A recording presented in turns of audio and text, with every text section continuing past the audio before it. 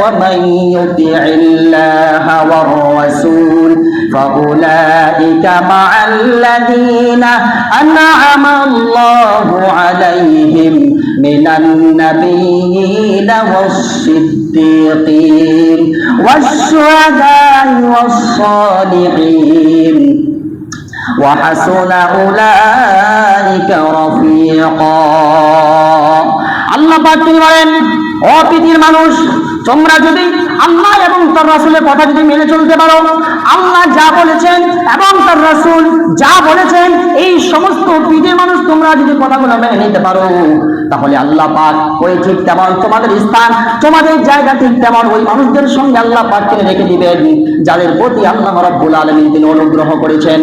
কাদের উপরে অনুগ্রহ করা হয়েছে? যেমন এই পৃথিবীর নবীদের উপরে এবং সত্যবাদীদের উপরে যারা শহীদ হয়ে গিয়েছেন দ্বীন কায়েম করার জন্য। আল্লাহর জমিনে শুধুমাত্র আল্লাহর আইন চলবে, এই কথার জন্য সাহাবায়ে কেরামগণ বা পৃথিবীর মানুষেরাও আল্লাহর দ্বীন কায়েম করার জন্য নিজের জানকে জান মনে করে নাই। আল্লাহর রাস্তায় জিহাদে লিপ্ত হয়ে গিয়েছেন, শরীরটা দ্বিখণ্ডিত হয়ে গিয়েছে। তারপরে দ্বীন কায়েম করার জন্য যারা পৃথিবীর বুকে চলাফেরা করেছে, তাদের সঙ্গে আমি রব্বুল আলামিন তোমাদের স্থান বানিয়ে দিব। এবং যারা সালেহ, যারা ভালো মানুষ, নেককার লোক, এই সমস্ত মানুষদের সঙ্গে তোমাদের হাসর হবে। আল্লাহর নবী যখনই এই কোরআনে কারিমের এই আয়াতটা যখনই ওই সাহাবীকে শুনিয়ে দিলেন, তখনই তিনি খুশি হয়ে গেলেন। তার মানে বোঝা যায়, অত আয়াত দ্বারা বোঝা যায়, ও পৃথিবীর মানুষেরা যদি আল্লাহ এবং তার রাসূলের কথা মতো যদি চলতে পারেন, তাহলে আল্লাহ পাক নবীদের সঙ্গে, শহীদদের সঙ্গে, সত্যবাদীদের সঙ্গে এবং সালেহ লোকদের সঙ্গে আল্লাহ রাব্বুল আলামিন জান্নাতের মধ্যে আমাদের দিদার নসিব করে দিবেন। পড়ি সুবহানাল্লাহ। যদি দুনিয়ায় থাকাকালীন আল্লাহ যা বলেন, তার রাসূল যা বলেছেন, তাদের কথা মতো যদি চলতে পারেন, তাহলে আল্লাহ পাকের ঘোষণা যে তোমাদের স্থান জান্নাতের মধ্যে নবীদের কাতারে হবে, তোমাদের স্থান জান্নাতের মধ্যে শহীদদের কাতারে হবে, তোমাদের স্থান যারা সত্যবাদী হওয়ার কারণে যারা জান্নাতের উচ্চতম মাকামে পৌঁছে গিয়েছে, যারা সালেহ নেককার লোক, ভালো মানুষ, তাদের সম্মান আল্লাহ পাক বৃদ্ধি করে একেবারে উচ্চতম মানের মাকাম জান্নাতে আল্লাহ পাক নসিব করেছেন। ও পৃথিবীর মানুষেরা, তোমরা যদি আল্লাহ এবং তার রাসূলের কথা যদি মেনে চলতে পারো, তাহলে আল্লাহ পাক তিনি ওয়াদা করছেন, ঘোষণা দিচ্ছেন, আমি আল্লাহ পাক এদের সঙ্গে তোমাদের সাক্ষাতের জন্য আল্লাহ পাক জায়গা করে দিবে। তাদের সঙ্গে আমাদের হাসর হবে, তাদের সঙ্গে আমাদের উঠা বসা হবে। মারাত্মক দারুণ কথা। এই দুনিয়ার লোকে নবীকে দেখতে পাইনি তো কি হয়েছে? জান্নাতে নবীর সঙ্গে দিদার হবে। মুসলিম শরীফের এক বর্ণনায় আছে, হযরতে রাবিয়া বিন কাব আল আসলামী তিনি বলেন, আমি আল্লাহর নবীর খিদমত করতাম, রাত্রি বেলায় আমি আল্লাহর নবীকে পানি দিতাম, নবী আমার তিনি ওযু করতেন। একদা আল্লাহর নবী তিনি আমাকে জিজ্ঞাসা করতেছেন, রাবিয়া বিন কাব আসলামী রাদিয়াল্লাহু তাআলা আনহু, বলো, আমি তোমাকে একটা প্রশ্ন করতেছি, বলো তুমি আমার কাছে কিছু চেয়ে নাও। ইয়া রাসূলুল্লাহ, আমি কি চাইবো আপনার কাছে? আমার তো চাওয়ার শুধুমাত্র একটাই, আমি এতদিন ধরে আপনার খিদমত করতেছি, আজকে আপনি আমাকে জিজ্ঞাসা করলেন কি চাই বলেন। তখন আমি বললাম, ইয়া রাসূলুল্লাহ, জান্নাতে শুধুমাত্র আপনার সঙ্গের সাথী হয়ে থাকতে চাই। নবীজি আমার তিনি বলেন, ও কাব বিন, ও রাবিয়া বিন কাব আল আসলামী, তুমি যা চাইলে ঠিক আছে, আরো অন্য কিছু চাও।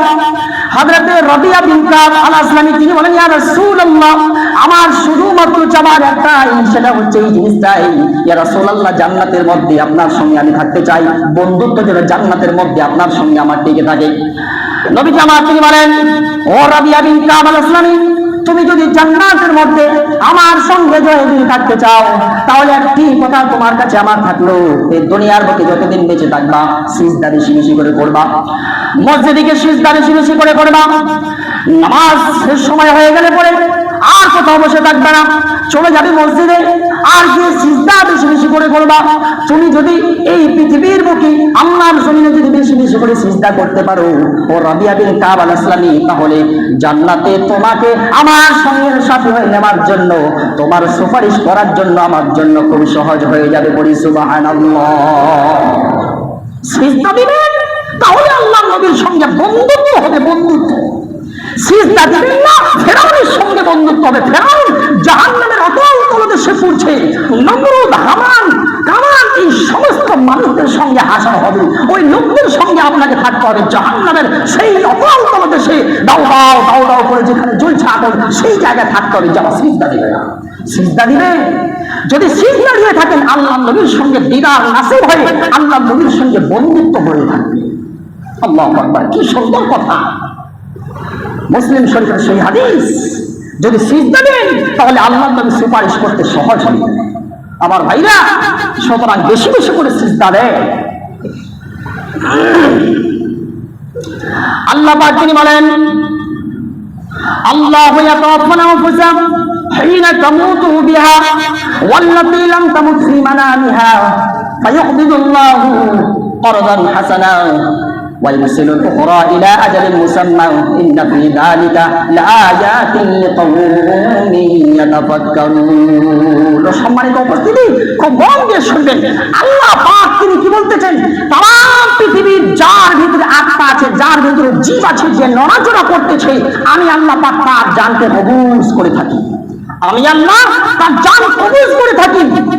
দুই সিস্টেমে, একটা মানুষ দুনিয়ার মধ্যে চলতে ফিরতে উঠতে বসতে তার জানকে কবজ করে নিলাম। এক সিস্টেমে, এক পদ্ধতি এটা। একটা মানুষ দুনিয়ার মধ্যে চলতে ফিরতেই উঠতে বসতেই আমি তার জানকে কবজ করে নিলাম। বান্দা গাড়ি চালাচ্ছে, গাড়ি চালাতে চালাতে অ্যাক্সিডেন্ট হয়ে গেল, আমি তার জানকে কবজ করে নিলাম।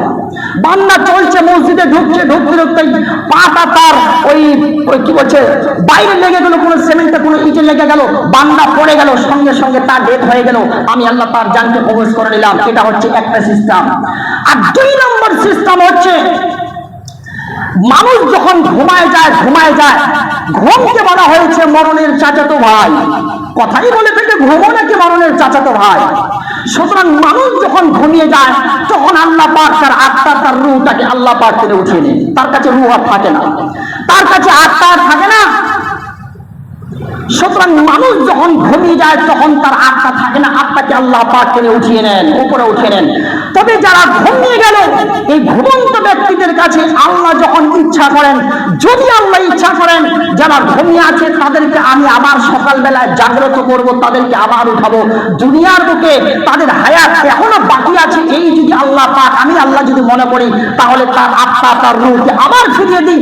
লোকটা তখন জেগে যায়, তখন আবার ঠিকভাবে যেইভাবে করে চলাফেরা করতো, গতকাল যেইভাবে বান্দা চলাফেরা করতেছিল সেইভাবে লোক আবার চলাফেরা করতে আরম্ভ করে দেয়। এটা আমার ইচ্ছা, এটা আমার ইচ্ছা। অনেক সময় হয়, বাবা শুয়ে আছে, রাত্রিবেলায় এশারের নামাজ পড়ে শুয়েছে, আর ফজরের সময় জানতে পারে না উঠে। এমন নজির কত আছে। দাদু শুয়ে আছে বা আপনার ছেলে শুয়ে আছে, রাত্রিবেলায় ঘুমাতে গিয়েছে, সকালবেলা জাগা ছিল আর উঠে না, তার মানে ডেথ হয়ে গেছে, চলে গিয়েছে। ওর রূহটাকে আল্লাহ পাক পান তিনি আর ব্যাক ফিরিয়ে দেননি, তার রূহকে ওই উপরে উঠিয়ে নিয়েছেন, তো আর ফিরিয়ে দেননি, সেখানে আটকে ফেলে দিয়েছেন। তবে এর মধ্যে আল্লাহ পাক বলেন, ইন্না ফি যালিকা লাআয়াতিন লিকাওমিন ইয়াতাফাক্কারুন। আল্লাহ পাক তিনি বলেন, যারা জ্ঞানী, যারা পাগল না, যারা খাপা না, যারা বুদ্ধিজীবী, যাদের কাছে রব্বুল আলামিন আকল দিলাম, যাদেরকে আমি জ্ঞান দান করলাম, এই কথার মধ্যে তাদের জন্য বিশাল একটা কথা ঢুকে আছে। তাদের মধ্যে একটা নিদর্শন ঢুকে আছে। নিদর্শনটা হচ্ছে না, বান্দা যখন ঘুমাতে যাবে, ঘুমাতে যাওয়ার সময় বান্দা, আল্লাহ নবী তিনি বলেন, যখন একটু বান্দা ঘুমাতে যাবে তখন বিছানাটাকে ভালো করে ঝেড়ে নেবে, না জানে সেই জায়গায় সাপ আছে না বিচ্ছু আছে না কি আছে না নোংরা আছে, নোংরা অবস্থায় যদি মৃত্যু না হয়। কারণ ঘুমিয়ে গেছেন, তার মানে আপনি উঠতেও পারেন, নাও তো উঠতে পারেন, কারণ আত্মা যেহেতু চলে গিয়েছে। আমার নবী বলেন, আল্লাহ পাক নবী জামাত চাইতে বলেন, বান্দা যখন তোমরা ঘুমিয়ে গেলে, তখনই ঘুমার সঙ্গে সঙ্গে বান্দা ফিল্ম দেখে নয়, মোবাইল দেখে নয়, রাত্রি 12টা, রাত্রি 2টা পর ঘুমালে পরে হবে না। বান্দা যখন ঘুমাতে যাবে একটু মাথায় স্মরণে রাখবে, কারণ বান্দা তুমি যখন ঘুমিয়ে গেলে, বান্দা সকালে তুমি আর উঠতে পারবে কি পারবে না তা তো জানা নাই, না জানি আল্লাহ পাক রূহটাকে আর ফেরাবেন কি ফেরাবেন না তাও তো জানা নাই। এই জন্য নবীজি বলেন, বান্দারে, ও আল্লাহ নবীর উম্মত, ও আমার নবীর উম্মতেরা, তোমরা যখন ঘুমাতে যাবে তখন এই দোয়াটি পারবে, তখন এই দোয়াটি পড়বে, আল্লাহুম্মা বিসমিকা আমুতু ওয়া আহয়া। তখন আল্লাহকে বলে, রব্বুল আলামিন, তোমার নাম নিয়ে আমি মরতে যাচ্ছি, এবং তোমার নাম নিয়ে আমি জীবিত হব। এই কথাটি, এই দোয়াটা পাঠ করে সবাই ঘুমিয়ে যাবেন। আল্লাহুম্মা বিসমিকা আমুতু ওয়া আহইয়া। কারণ জানেনই সকালবেলা আল্লাহ পাক তিনি আবার জাগ্রত করবেন না, এই জন্য দোয়া পাঠ করে শুনবেন, দোয়া পাঠ করে ঘুমাতে দেবেন। আল্লাহুম্মা বিসমিকা আমুতু ওয়া আহইয়া, হে আল্লাহ তোমার নাম নিয়ে আমি মরতে যাচ্ছি, ওয়া আমুতু ওয়া আহইয়া, এবং তোমার নাম নিয়ে আমি যেন জাগ্রত এবং তোমার নাম নিয়ে যেন আমি যেন উঠতে পারি। আমার বান্দা যখন ঘুম থেকে উঠবে, ঘুম থেকে ওঠার সঙ্গে সঙ্গে দোয়া পাঠ করবেন আবার আলহামদুলিল্লাহিল্লাযী আহইয়ানা বা'দামা আমাতানা ওয়া ইলাইহিন নুশুর। হে রব্বুল আলামিন, তোমার নাম নিয়ে আমি শুয়েছিলাম। হে রব্বুল আলামিন, যাবতীয় প্রশংসা শুধুমাত্র তোমার, এবং তোমার নাম নিয়ে আমি ঘুমিয়েছিলাম, আর এই মরণের পর আমি আবার উঠতেছি। ওয়া ইলাইহিন নুশুর, এবং তুমি তো আমাকে একদিন না একদিন তোমার সাথে দিদার করাবেই। সুতরাং আল্লাহর নাম নিয়ে ঘুমাবেন এবং আল্লাহর নাম নিয়ে উঠবেন। আমার ভাইরা, ঘুমটা হচ্ছে আমার, ঘুম হচ্ছে আমার। আল্লাহ নবী তিনি বলেন, হযরতে আবু হুরায়রা রাদিয়াল্লাহু তাআলা হাদিসটি বর্ণনা করতে গিয়ে তিনি বলেন, মানুষ যখন ঘুমাতে যায়, মানুষ যখন রাত্রিবেলায় ঘুমিয়ে যায়, ঘুমানোর সঙ্গে সঙ্গে শয়তান তার কাছে আসে। তার মাথার চুলের মধ্যে শয়তান বসে, আর শয়তান মাথার চুলের মধ্যে, চুলের কাছে বসার পর মেয়ে হোক বা ছেলে হোক, টাকলা হোক বা টাকলি হোক, মাথার মধ্যে চুল থাক আর না থাক, মেয়ে ছেলে হোক না কেন, পুরুষ হোক না কেন, যাই হোক না কেন, শয়তান তার শিয়রে আসে।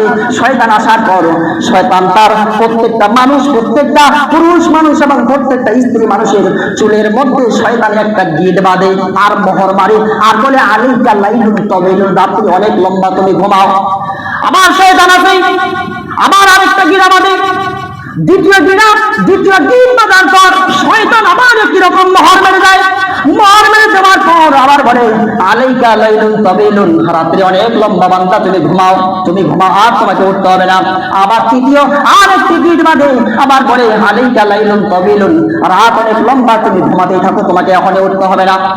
আল্লাহর নবী তিনি বলেন, শয়তান প্রত্যেকটা মানুষের মাথার উপরে, বেটা ছেলে হোক বা বেটি ছেলে হোক, টাকলা হোক বা টাকলি হোক, মাথায় চুল থাক আর না থাক, শয়তান প্রত্যেকদিন রাত্রিবেলা এসে প্রত্যেকটা মানুষের চুলের উপরে গিট বেঁধে দেয়, 3টা গিট বেঁধে দেয়। এবার প্রকৃতির মানুষ, তোমরা যদি গিটগুলোকে খুলতে চাও, তাহলে খোলার পদ্ধতি আল্লাহর নবী তিনি জানিয়ে দিয়েছেন। খোলার পদ্ধতি হচ্ছে এটা, এ বান্দা, তুমি যখন ঘুম থেকে উঠবে, ঘুম থেকে উঠার সঙ্গে সঙ্গে তুমি যদি এই দোয়াটি আলহামদুলিল্লাহিল্লাযী আহইয়ানা বা'দামা আমাতানা ওয়া ইলাইহিন নুশুর, আল্লাহর নবী তিনি বলেন, আমার উম্মতের লোকেরা যদি এই দোয়াটা পাঠ করে নিতে পারে, তাহলে শয়তানের বাঁধানো 1 নম্বর গিরাটা তার শরীর থেকে সরে যায়। আমার নবীজি তিনি বলেন, যখন বান্দা, যখন আমার নবীর উম্মতেরা যখন এই 2য় নম্বর গিরা যদি খুলতে যায়, এই বান্দা বান্দি বা আমার উম্মতিরা যদি উযু করে নেয় সুন্দরভাবে, পবিত্রতা অর্জন করে নেয় সুন্দরভাবে, যখন উযু করে নেয়, তাহলে শয়তানের 2য় নম্বর বাঁধানো গিরাটাও খুলে দেয়।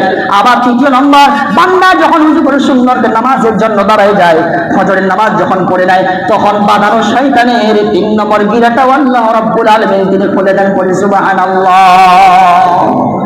যারা যখনই ঘুমাতে যায়, ঘুমাতে যাওয়ার সঙ্গে সঙ্গে যদি বান্দা উঠার পর যদি এই দোয়াটি পড়ে নেয়, আলহামদুলিল্লাহিল্লাযী আহইয়ানা বা'দামা আমাতানা ওয়া ইলাইহিন নুশুর, শয়তানের বাঁধানো 1 নম্বর গিরা খুলে যায়। যখনই বান্দা উযু করে নেয়, তখনই 2য় নম্বর গিরা খুলে যায়। আর বান্দা যখনই উযু করে নামাজ পড়ে নেয়, তখনই 3 নম্বর গিরা খুলে যায়। আর যারা দোয়াও করে না, উযুও করে না, যারা নামাজও পড়ে না, তাদের গিরা বাঁধতে বাঁধতে বাঁধতে বাঁধতে আকাশচুম্বী তাদের গিট হয়ে গেছে, গিরার জন্য পাহাড় সমান হয়ে গেছে। এই বান্দার গিরা আর খুলবে না। কিয়ামতের দিন আল্লাহ পাক সেদিন ঠিক সাইজ করে তিনি আল্লাহ পাক তিনি খুলে দিবেন। সুতরাং সম্মানিত উপস্থিতি, এই 3টি কাজ করতে হবে। সুতরাং যাই হোক, সময় যেহেতু সারা দিচ্ছে, তাহলে আপনাদের কাছে যে বক্তব্য ছিল তা হচ্ছে রূহ কাকে বলে একটুখানি বিশ্লেষণ করতে গিয়ে আমি আপনাদেরকে যেটুকু বললাম, কিন্তু রূহ হচ্ছে এমন একটা জিনিস, আত্মার যত্ন করি, আত্মা কি বলছে, শরীরের যত্ন করি, জিসিমের যত্ন করি।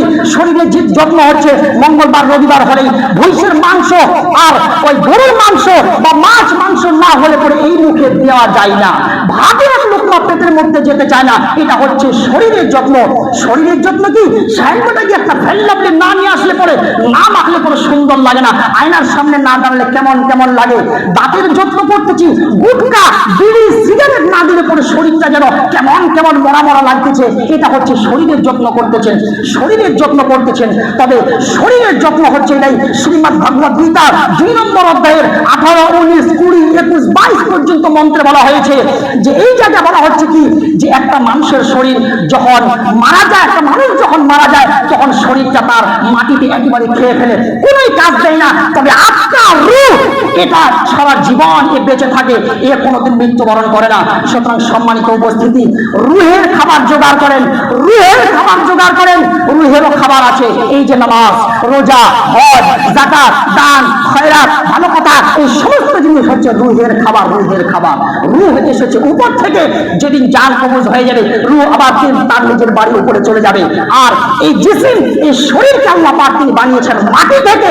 মাটি থেকে বানার কারণে যেদিন ডেথ হবে, যেদিন মাইকে এলান হবে অমুক গ্রামের অমুক সাহেব আর নাই চলে গিয়েছেন, আবার সেদিন মাটি থেকে সৃষ্টি হয়েছিল মাটিতেই চলে যাবে। অর্থাৎ যার যেখান থেকে জন্ম সে সেখানেই ফিরে যাবে। একটি আম গাছের জন্ম হচ্ছে মাটি থেকে, একটি আম যখন পড়ে উপরে যায় না, কারণ আমটির জন্ম হয়েছে মাটি থেকে, তাই সে নিচে চলে যায়। যার যেখান থেকে জন্ম সে সেখানেই চলে যাবে। সম্মানিত উপস্থিতি, রুহের খাবার জোগাড় করেন, রুহের খাবার জোগাড় করেন। রুহের খাবার ছাড়া আর কোনো মতে পৃথিবীর লোকে বাঁচা থাকবে না। সম্মানিত উপস্থিতি, শেষে বেলায় দুটি কথা বলবো আপনাদেরকে। দুটি ঘোষণা আছে তাম ভারতের মাটিতে আজকে দুটি ঘোষণা করতে বলা হয়েছে। যে এক হচ্ছে তাম ভারতের মাটিতে আমাদের যেটা ওয়াকফ বোর্ডের যেটা সম্পত্তি আছে এটা হচ্ছে মুসলমানদের সম্পত্তি। ওয়াকফ বোর্ডের যেটা সম্পত্তি এটা হচ্ছে মুসলমানদের সম্পত্তি। অর্থাৎ তাজমহল, লালকেল্লা, ওই যে কি বলছে কলকাতা এয়ারপোর্ট, হ্যাঁ, তারপর বিভিন্ন ইমামদের যে ভাতা দেওয়া হয় 3000 টাকা করে, বা মুয়াজ্জিনদের যে ভাতা দেওয়া হয়, এই সমস্ত টাকা ওই ওয়াকফ বোর্ড থেকে আমাদের কাছে আসে। সুতরাং আমাদের সম্পত্তি ভারতবর্ষের মাটিতে অনেক আছে, আমাদের সম্পত্তি মুসলমানদের সম্পত্তি অনেক আছে। বুঝতেই পারছেন জালেম শাসক, বুঝতেই পারতেছেন জালেম শাসক এসে উপস্থিত হয়ে গিয়েছে আমাদের সম্পত্তি তারা কেড়ে নেওয়ার জন্য। আমাদের সম্পত্তি মুসলমানদের সম্পত্তি মুসলমানদের কাছে যেন না থাকে, সরকারের আয়ত্তে যেন চলে যায়, এবং তারা যেইভাবে করে চাইবে সেইভাবে যেন নাচানাচি করাতে পারে। এই জন্যে এই ওয়াকফ বোর্ডের যে সম্পত্তি আছে তারা নেওয়ার জন্য আপাতত চেষ্টা করতেছে। আজকে লাস্ট সময় আছে, প্রত্যেকটা গ্রুপে প্রত্যেকটা হোয়াটসঅ্যাপের মাধ্যম দিয়ে এক একটি করে ইমেল পাঠিয়ে দেওয়া হয়েছে। সেই জায়গায় যাদের যাদের মোবাইল আছে আপনি এখান থেকে সাপোর্ট করতে পারবেন যে সেই বিলটা সরকার যাতে করে সেই বিলটা না নিয়ে নিতে পারে, যেন ওয়াকফ বোর্ড যেন না নিয়ে নিতে পারে। এই জন্য এই বিলটা ক্যান্সেল করার জন্য আপনি বাড়িতে বসে বসেই আপনি ইমেল করতে পারবেন আপনার মোবাইলেই। যদি আপনার কাছে না থাকে, যদি না জেনে আছেন, তাহলে আমাদের সঙ্গে যোগাযোগ করবেন, নিশ্চিত আপনাকে সেই ইমেলটা দিয়ে দেওয়া হবে। সেই জায়গায় বেশি কিছু করতে হবে না, নামটা লিখবেন, নাম লিখে সেন্ড করে দিবেন, তাহলে আপনার হয়ে গেল যে আমি ওয়াকফ বোর্ডের সম্পত্তি আমাদের মুসলমানদের যেন থাকে, এই আপনার হয়ে গেল সাথে থাকা। আর দ্বিতীয় নম্বর ঘোষণা হচ্ছে হজের যেটা সময়, যদি কেউ হজ করতে চান 2025-এ আমি হজ করবো এরকম মনে বলে যে একটি চিন্তা আছে, তাহলে এই সময়টা ছিল আগস্ট মাস পর্যন্ত, অ্যাপ্লাই করার সময় ছিল আগস্ট মাস পর্যন্ত, সেটা ক্যান্সেল হয়ে একটু বাড়িয়ে দেওয়া হয়েছে। আগামী এই যে মাস চলছে 23 সেপ্টেম্বর পর্যন্ত সময় আছে। যদি কেউ হজ করতে চান, তাহলে যদি অ্যাপ্লাই করতে চান 2025-এ আমি হজ করব এমন একটা চিন্তা ধারণা আছে, তাহলে এই মাসের 23 তারিখ পর্যন্ত আপনি অ্যাপ্লাই করতে পারবেন। সুতরাং যাই হোক, আজকে যে বক্তব্য এই ক্ষুদ্র সময়ের মধ্যে দেওয়া হলো, আল্লাহর কাছে দোয়া করবো, আয় আল্লাহ তাআলা দয়া করে মেহেরবানি করে